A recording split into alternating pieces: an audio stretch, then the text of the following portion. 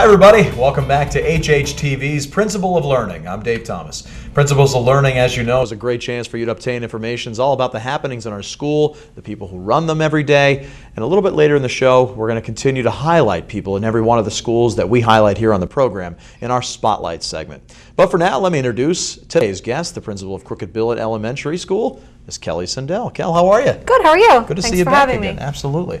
Now, you're not new to the school district, but this is your first time as a head principal yourself.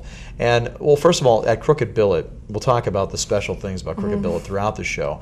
But in addition to that, what's it like finally being your own head principal? Not being, next to somebody, next to being their agenda, it's yours this time. It's been quite a learning experience this year, and I think coming from I started off in Hatboro-Horsham in the high school for 2 years, Keith Valley for 1 year. I was at Simmons for 5 years, so it's been really nice knowing the district, coming into Crooked Billet already knowing how Hatboro-Horsham works. Yeah. But Crooked Billet is such a unique little school, and it's been such a great time getting to know the families there, the students there, the staff members there.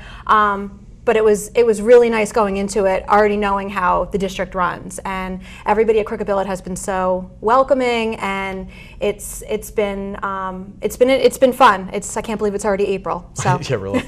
When you look at things, and it's your time now, and you want to bring in things that obviously throughout the years you've taken from other buildings, you've taken from other administrators that you've been partnered with.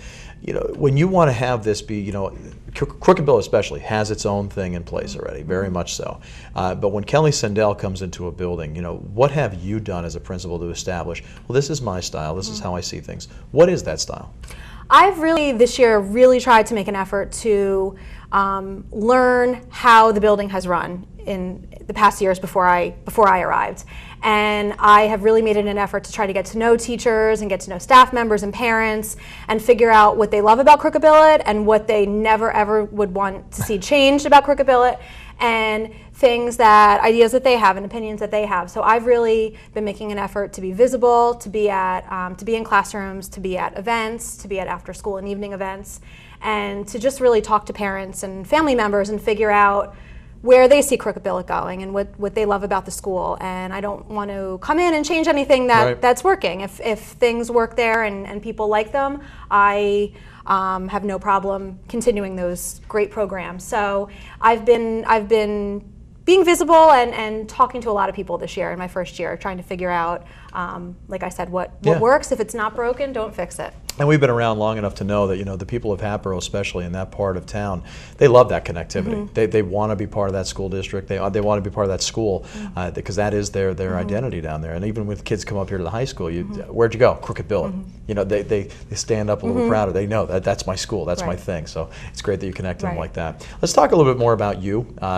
We've known each other actually personally for a long time, but the viewers don't know a little bit about Kelli Sendel. Let's take us back a little bit, a little time travel, and tell us a little more about yourself. Where do you come from, your high school years, your college years? How'd you get here?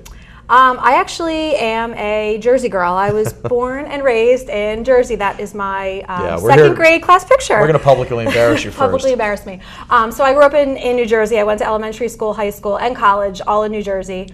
And I moved to Pennsylvania back when I started teaching at Hatboro-Horsham High School in 2006. So I'm a Jersey Shore girl, so you're allowed. I'm allowed.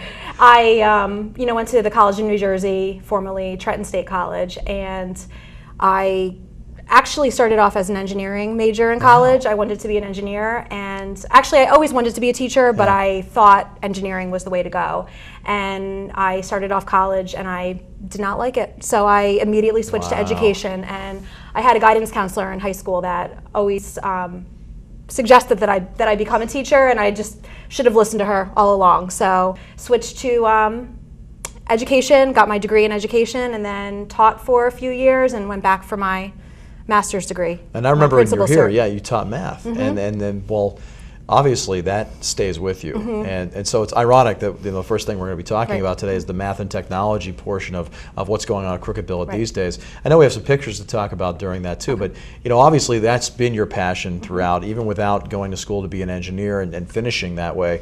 this is obviously something you want to implement at the school. Tell us about what you guys do with math and technology.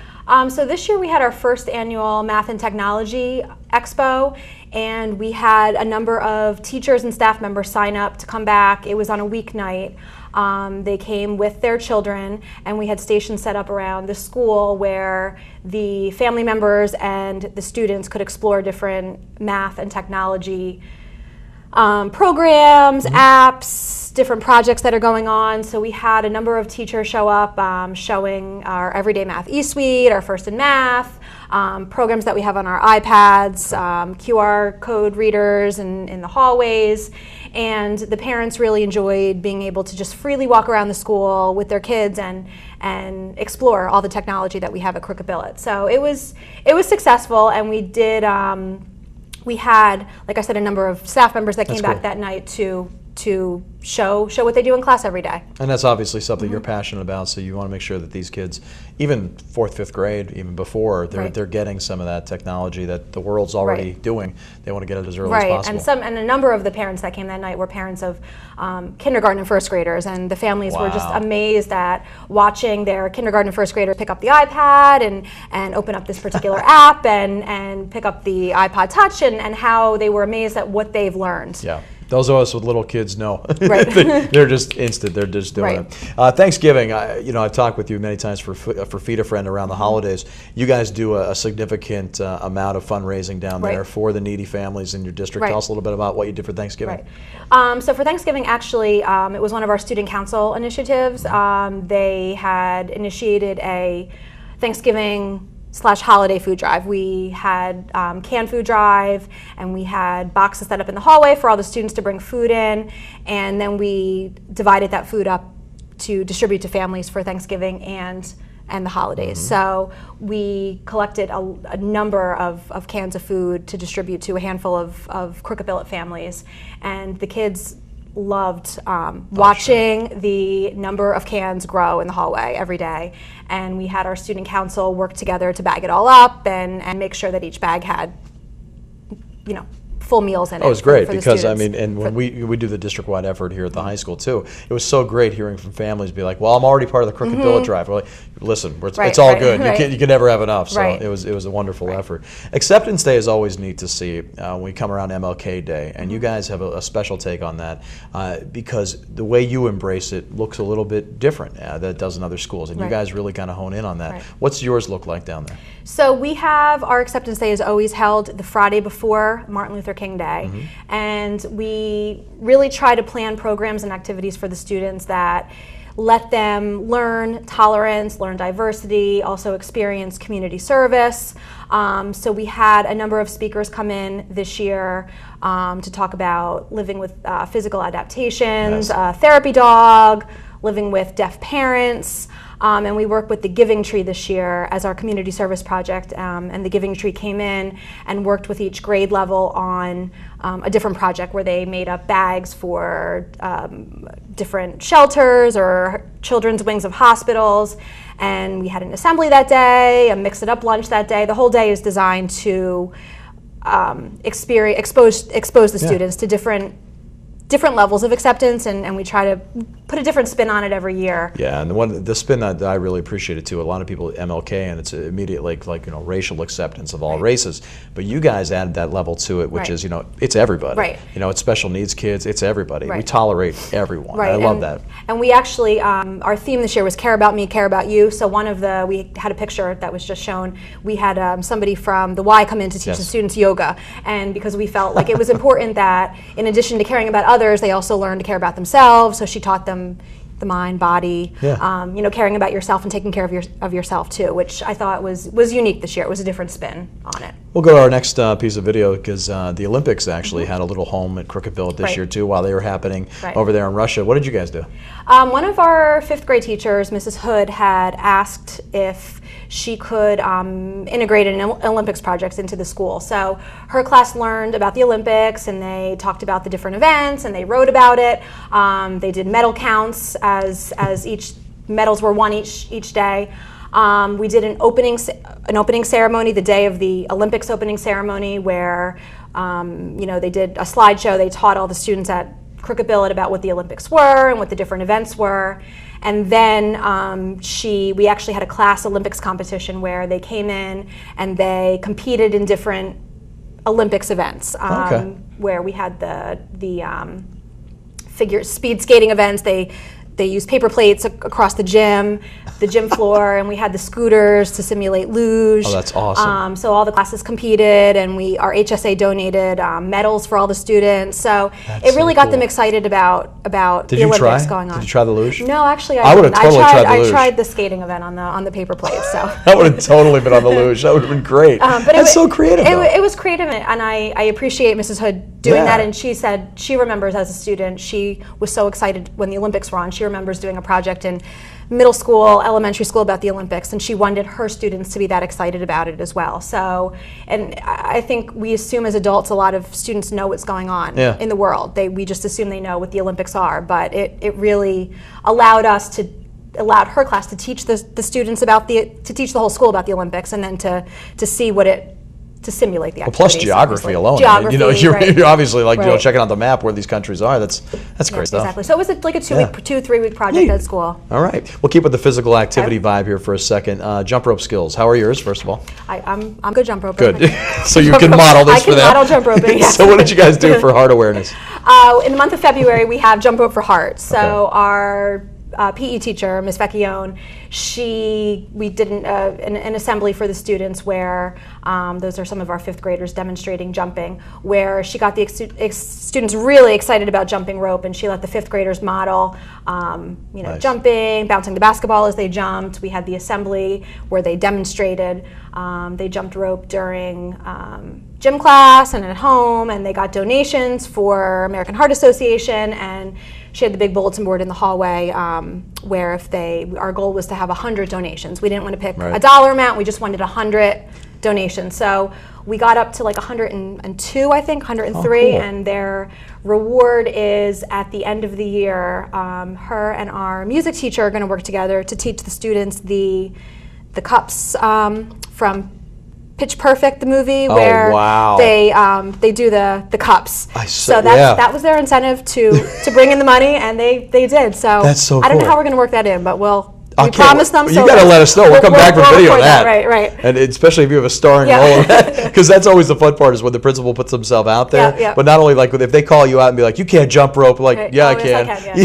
That's awesome. So we'll have to figure out how to integrate the cups into the. We'll figure that one out. All right, integrating anything into PSSAs is always hard. Trying to make that fun and exciting in any way. Obviously, you guys have figured out at least something. You got a pep rally for the PSSAs.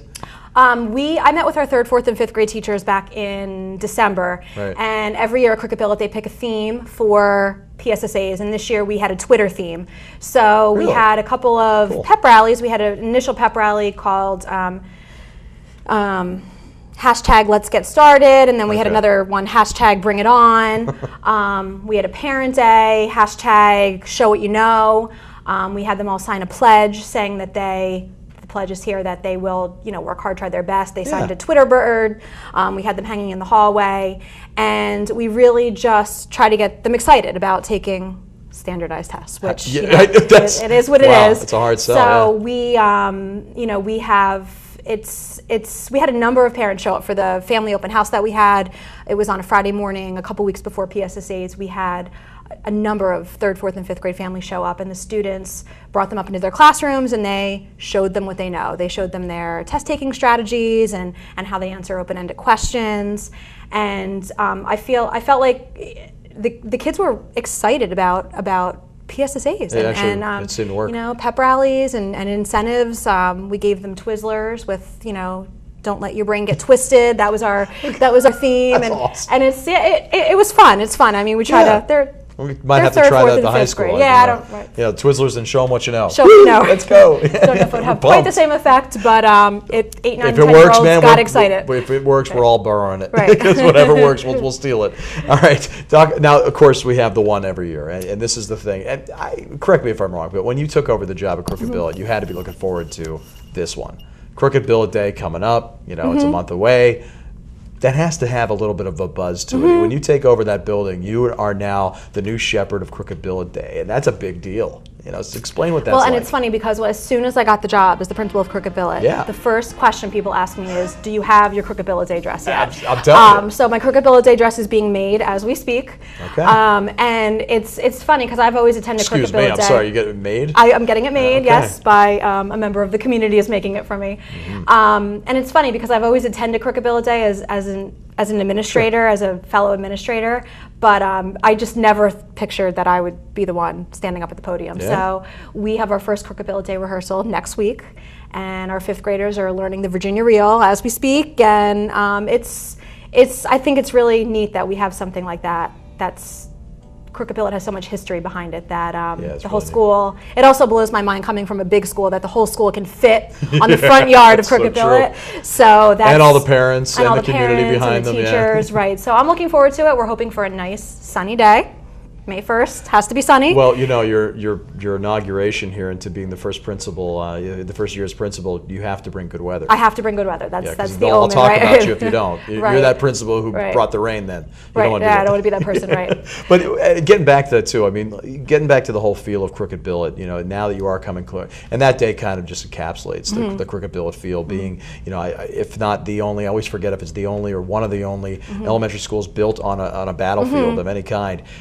When you talk with parents, when you talk with these kids, what is that feeling down there? How would you describe that we are Crooked Billet feeling? And it's very interesting. I think that because it is truly a neighborhood school and it has such history, people are so proud to be Crooked Billet. They feel ties to the school. A lot of the parents went to Crooked Billet, grandparents went to Crooked Billet, aunts and uncles went there, and it's, you know, a lot of them walk to school and they live right across the street, and I think it's just such a good feeling of pride, and everybody looks forward to Crooked Billet Day every year. They know that's when everybody gets together and celebrates the history that is Crooked Billet. So it's that is something I wasn't expecting coming in. I mean, I knew Crooked Billet had that feel to it, but once you actually live it, I didn't know there was that amount of pride there. What a great situation to walk into, though. So yeah, this is just a wonderful feeling. Well, we talk about the faces of Crooked Billet, and obviously we see them there on Crooked Billet Day. One of the faces of Crooked Billet that's been around Crooked Billet for many years and shepherds a lot of projects down there is our person in the spotlight. When we come back, we are going to meet her firsthand and hear why she is such a special part of that building. We'll be right back after this.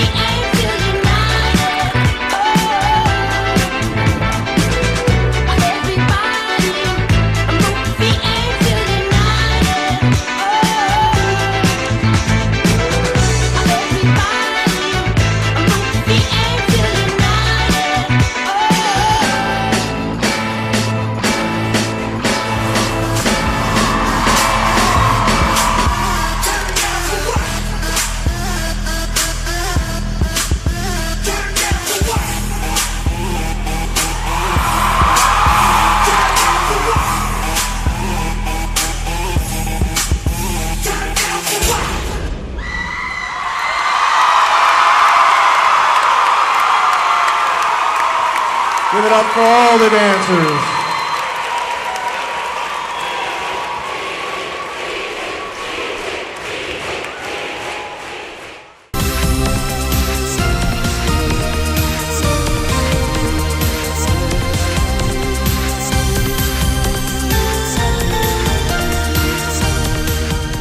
Welcome back, everybody. Principles of Learning. As promised, we are going to meet yet another great person at Crooked Billet Elementary, and she is our spotlight selection from that school. Kelli, you chose Betsy Williams this time around, and why? What's so amazing? I mean, I know a lot about Betsy. I've known her for many years, Betsy is but amazing. yeah, she is in many ways.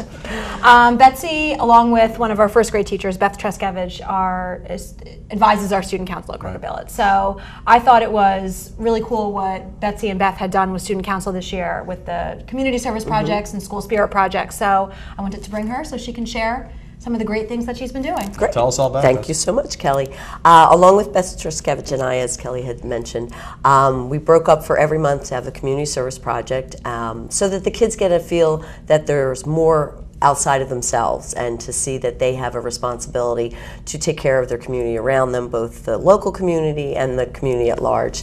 And also a spirit event for every month because, you know, it's nice to feel pumped up about Crooked Billet and about each other and their peers and their school. So we've had some really exciting events and some very successful events. In November we had the food drive that you spoke of, and we had over 1,100 items collected, 64 bags of food, 8 Crooked Billet families were served with those items, and it was great because it was our families in Crooked Billet. We had, for November's spirit thing, is we had a huge turkey, which you saw in some of the pictures, what I'm thankful for. So every child and staff member did a feather, and that was put into the turkey's feather, and that was on our front board, which was really neat, and the kids would walk by and see it and read it. In December, one of my students' cousins is a Army soldier in Afghanistan, and his mother asked, could we write a card? And I said, that'd be perfect for community service.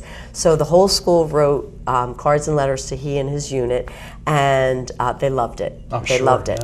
And for Spirit, we had our own version of not necessarily ugly sweater day, but a holiday wear, and it was great. The kids went from head to toe in holiday wear, antlers and 20 million necklaces. It was awesome. In January, we had we wanted community service for our own community in Crooked Billet, and we had Manners Month. So we had posters all around the school, reminders, and we had if any staff or teacher caught you using good manners, you got a ticket. And each week, the classroom with the most tickets won an ice cream party. And it was incredible because kids were like, trying to catch your eye, like, did you hear me say thank you? Did you hear me hold the door for somebody? And for Spirit Day, because of January being cold and, especially this year, we had Pajama Day, so it was warm and cozy. In February, we had for community service, show your love to the Hatboro PD. Okay. So because we're very fortunate that they come and they visit the school every day, almost every day, and they just say hi and get themselves known by the children. And we made cards for the Hatboro PD, and they really enjoyed it. And the kids were so excited. They're like, oh my God, this is for Officer so-and-so and Officer so-and-so. And for our Spirit, we had one of the pictures that they just showed was a giant heart, and it was, I love Crooked Billet because, and they just had to finish the sentence. And that was so heartwarming to see what the children realized Crooked Billet was all about. And having been there for 25 years, it was very heartwarming to say, oh wow, they really appreciate. So for March, we did for community service since St. Patrick's Day, and the Ronald McDonald House, and collecting our pot of gold. So we had the kids bring in pots, gold for their pot of gold, and we had a pot of gold in the window in the office, as you see in that picture. And the kids brought in, and we only did it 1 week, the week of St. Patrick's Day. We collected $312.30 in 1 week. That's awesome. And we told the kids the history of Ronald McDonald House, how they began in Philadelphia, the connection with the Philadelphia Eagles, so that really kind of tied it in for them. And for Spirit, we had the student council make a board with a PSSA countdown, because we really, pump them up for it, because of, Barnum and Bailey, and wishing the 3rd, 4th, and 5th graders good luck on the PSSAs. So that was awesome. And then in April, we're going to I was going to say, I mean, you have every month covered, I'm sure. I know. We leave nothing, no stone unturned. And for April, rolling into May, our community service project is the Impact Store repurposing project. So we're taking the 3rd, 4th, and 5th grade reps to the store to see how they actually do the whole process of repurposing things. And then in May, we're going to have a truck at our field day, because we figure capture the community, we got a lot of people there, to bring things to donate to Impact. Absolutely. So it's incredible. It's a great drive, and and our Spirit thing for this month, given that it's the spring holidays, we have jelly bean estimations. So we're putting the math into having fun, and there'll be one, hey, you know, we tie it all in, and we have a jar on each of the hallways, and they'll estimate, and whoever gets closest will get to get the whole jar home with jelly beans. So I'm in the process of counting the jelly beans that'll go in the jar, so I know the answer. Right, you don't want to mess that one up, right? So Somebody the will call you on kids it. have been, the reps have been phenomenal, and our 5th graders go and take care of the kindergarten kids, and they come every month with their little folders, and they take notes, and they've just been so wonderful, and the kids at large have responded so well, and it's just incredible. This is the 2nd year I've done student council, and they just, it's heartwarming to see how they embrace the whole thing. Great energy, and it's obvious now why, you know, Betsy's your selection, but obvious to see why those kids are just so empowered and feel such energy to do those things. So great job, Betsy. Thanks. Good stuff. Thanks.